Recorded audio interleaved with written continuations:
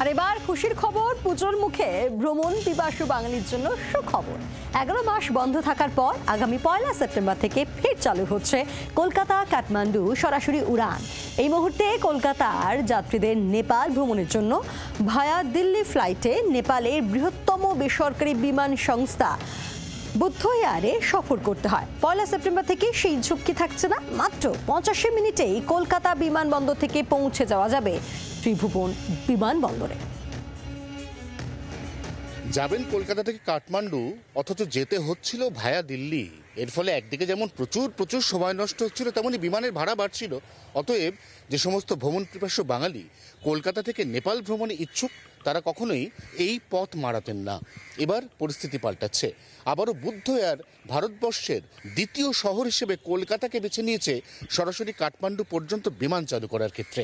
এক্ষেত্রে কাঠমান্ডু পর্যন্ত সরাসরি বিমানে যেতে সময় লাগবে মাত্র 85 মিনিট, এবং ভাড়াও ভায়া দিল্লির অনুপাতে অনেকটাই কম হবে।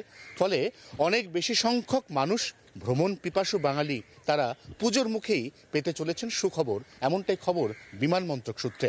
24 ঘন্টার জন্য ক্যামেরায় তরুণের সঙ্গে অয়ন, কলকাতা।